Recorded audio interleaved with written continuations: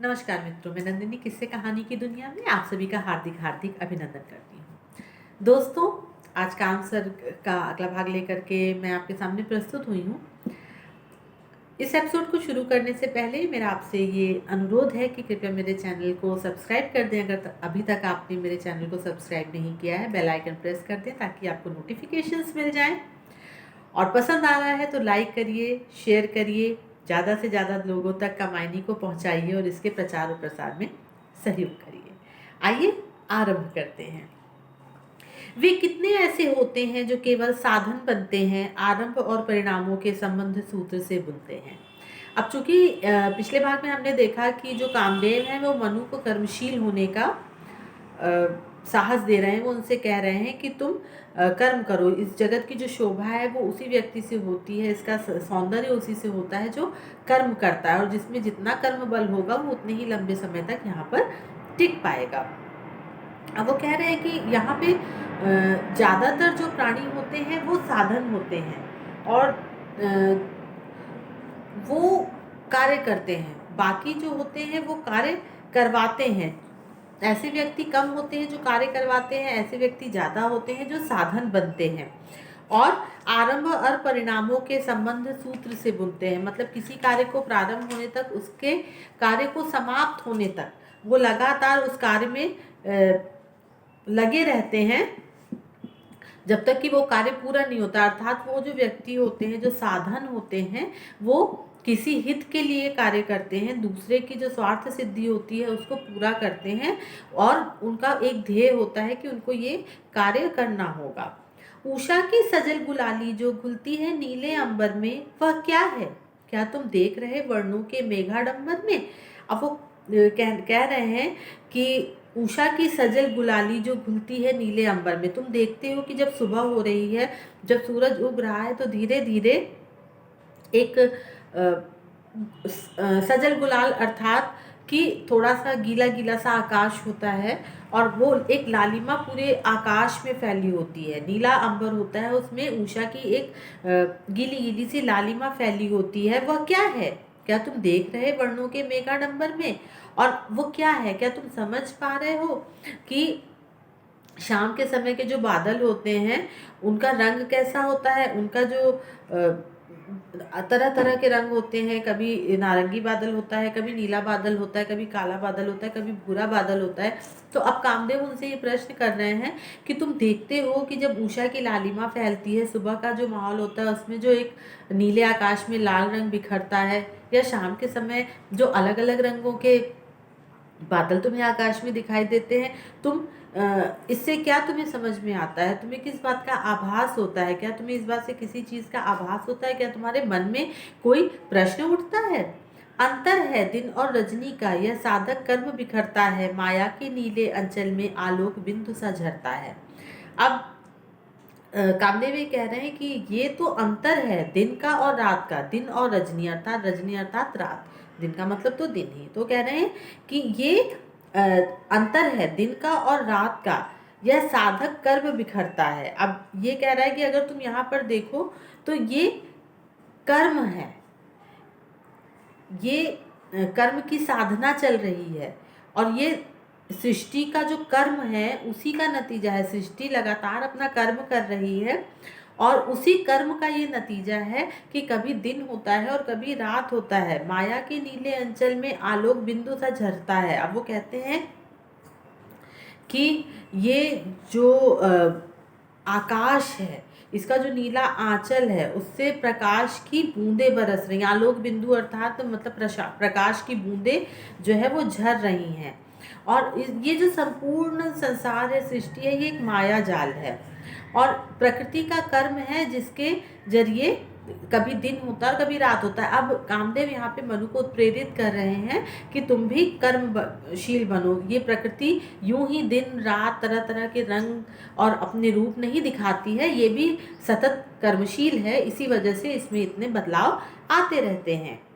आरंभिक वात्या उद्गम में अप्रगति बन रहा संस्कृति का, मानव की शीतल छाया में ऋषोध करूंगा निष्कृति का। अब कामदेव यहाँ पर कह रहे हैं कि मेरा जो आरंभिक वात्या उद्गम में मैं, अब वो कह रहे हैं कि वात्या उद्गम अर्थात जो पवन का जन्म, उद्गम अर्थात उत्पत्ति, वात्या मतलब पवन। अब वो कह रहे हैं कि जैसे कि जब सृष्टि का प्रारंभ हुआ तो सबसे पहले क्या था, यहाँ पे किस चीज का अस्तित्व था? अस्तित्व था पवन का, हवा का जो अस्तित्व था वो सबसे पहले था। उसी प्रकार वो कह रहे हैं, कामदेव कहते हैं कि जब इस सृष्टि का जन्म हुआ तो मैं तो यहाँ शुरू से था, मतलब कि काम वृत्ति मनुष्य के अंदर सदैव से थी, लेकिन वो कहीं ना कहीं दबी हुई थी, छुपी हुई थी। वो कह रहे हैं अब प्रगति बन रहा संस्कृति का, और उसी प्रकार से जब जैसे पृथ्वी का विकास हुआ वैसे ही मेरा भी विकास होगा। मानव की शीतल छाया में ऋण शोध करूंगा निज कृति का। अब वो कह रहे हैं कि जिस प्रकार जब संसार का उद्गम हुआ तो हवा का वहाँ पे अस्तित्व पहले से था, उसी प्रकार जब मानव जीवन ये सृष्टि प्रारंभ हुई तो मेरा भी यहाँ पे अस्तित्व सदैव से ही था। लेकिन देवताओं ने अति कर दी थी, देवताओं ने काम की अति कर दी थी और इसकी वजह से जल प्रलय हुआ, सब नष्ट हो गया। वो कह रहे हैं कि लेकिन अब ये जो नया सृष्टि का निर्माण होगा, ये जो नया समाज आएगा, यह एक संयमित व्यवहार करेगा। वो कह रहा है मानव की शीतल छाया में ऋषोध करूंगा निष्कृति का। इसके पहले देवों का राज था, अब मानवों का राज होगा। वो अपना जो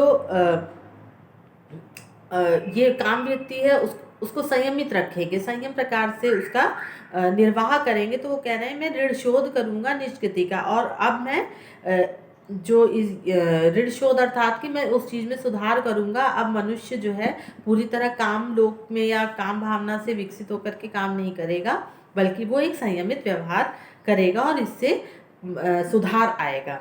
दोनों का समुचित प्रतिवर्तन, जीवन में शुद्ध विकास हुआ, प्रेरणा अधिक अब स्पष्ट हुई, जल विप्लव में पड़ हास हुआ। अब वो कह रहे हैं दोनों का समुचित प्रतिवर्तन, दोनों से यहाँ अर्थ है कि एक काम और दूसरा संयम। वो क्योंकि कामदेव कह रहे हैं कि मैं संयम से काम लूंगा, ये जो मानव जीवन आया है इसमें मैं संयमित रूप में रहूंगा। अब वो कह रहे हैं कि जब काम वृत्ति जो है वो मनुष्य में शुरू से है, ठीक है, काम वृत्ति मनुष्य में शुरू से है, लेकिन उसको संयमित प्रकार से आचरण करना ही एक संपूर्ण सृष्टि को देता है। अति किसी भी चीज की बुरी होती है, देवताओं का हास इसी वजह से हुआ। तो अब कह रहे हैं कि दोनों का समुचित प्रतिवर्तन अर्थात कि जो संयम है और जो वासना है, इनका समुचित प्रकार से जब उपभोग होगा, एक बैलेंस्ड वे में इसका हम लोग यूज करेंगे, तभी शुद्ध विकास होगा, अर्थात तभी संपूर्ण विकास होगा। प्रेरणा अधिक अब स्पष्ट हुई, जल विप्लव में पड़ हास हुआ। वो कह रहे हैं कि देवताओं का जो जीवन था वो तो काम में पूरी तरह लिप्त था, लेकिन उसका परिणाम ये हुआ कि वहाँ पे जल विप्लव हो गया, अर्थात कि जल प्रलय आ गई। लेकिन अब जो मेरा रूप होगा वो इतना उग्र रूप में नहीं होगा कि अब की जो समाज आएगा वो काम में ही लिप्त रहेगा, बल्कि अब मैं संयमित रूप में आऊँगा और शुद्ध विकास होगा। यह लीला जिसकी कस चली वह मूल शक्ति थी प्रेम कला, उसका संदेश सुनाने को संस्कृति में आई वह अमला। अब वह लीला यहाँ पर है कि जिसकी मूल शक्ति थी प्रेम कला। अब ये लीला अर्थात अब जो सृष्टि आएगी उसका जो मूल भाव होगा वो होगा प्रेम, और उसका संदेश सुनाने के लिए संस्कृति में आई वह अमला। संस्कृति अर्थात संसार, अमला अर्थात श्रद्धा। अब श्रद्धा जो है वो रति और काम की पुत्री है, और उन्होंने मनु को चूंकि जीवन की मुख्य धारा में आने के लिए प्रेरित किया, उनको प्रपोज किया हुआ है।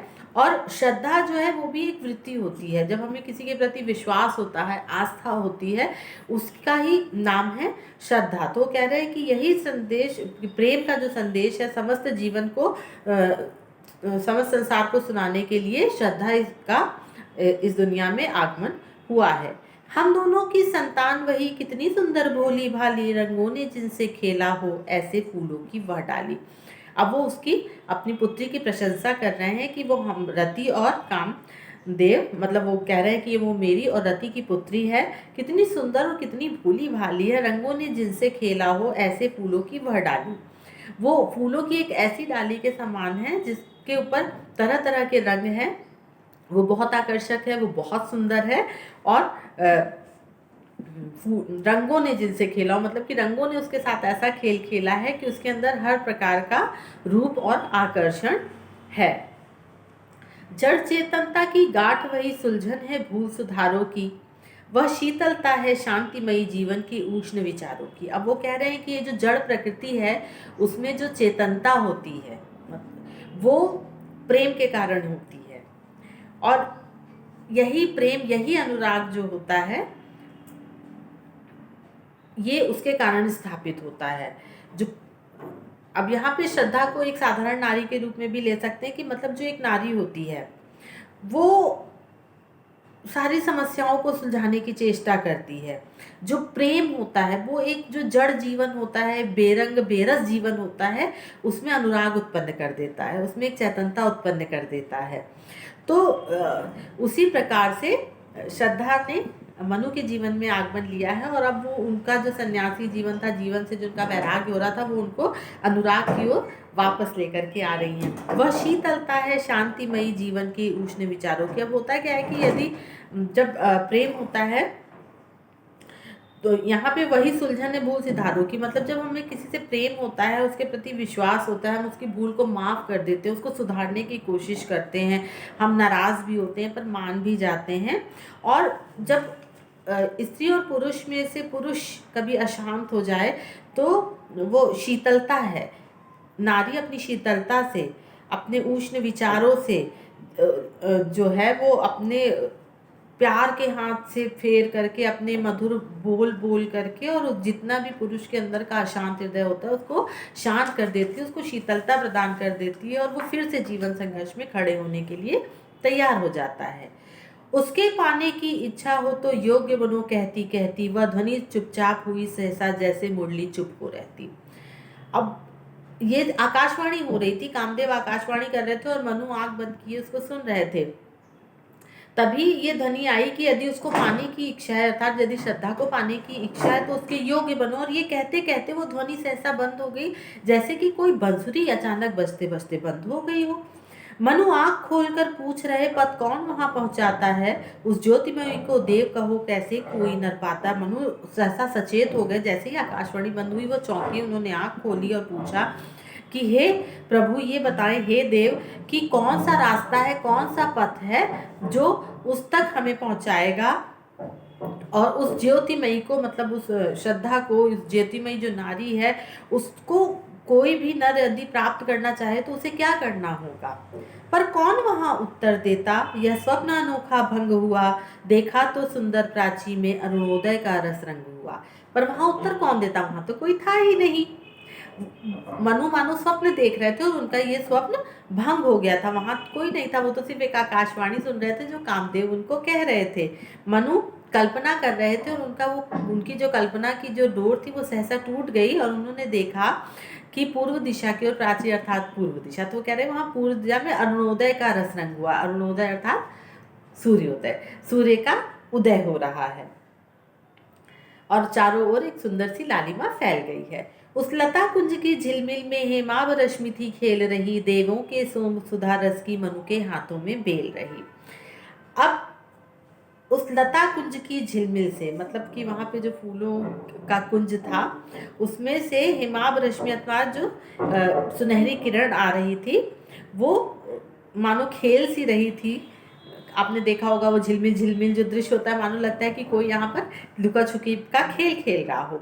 देवों के सोम सुधा रस की मनु के हाथों में बेल रही, और वह बेल जिससे देवता लोग सोम रस तैयार करते थे उसकी बेल आज मनु के हाथ में थी। अर्थात कि देवता लोग जो काम क्रीड़ा में मग्न रहते थे, या उनके जीवन का जो रस था, आज उस रस की जो एक बेल थी वो मनु के हाथों में आ गई थी। और अब मनु उस किस प्रकार उससे रस निकालते हैं, किस प्रकार उसका उपभोग करते हैं, ये आने वाले सर्ग में हम देख पाएंगे। अर्थात काम सर्ग का आज हम यहीं पर समापन कर रहे हैं। अब मनु वैराग्य जीवन से उचाट हो चुके हैं और वो सामान्य जीवन की ओर वापस आने की ओर हैं, और अब उनके अंदर की वो प्रवृत्ति जागृत हो चुकी है। अब इसके आगे वास्ता सर्ग में मैं बहुत ही जल्दी आपके सामने प्रस्तुत होंगी। तब तक के लिए आप काम सर्ग का आनंद लीजिए।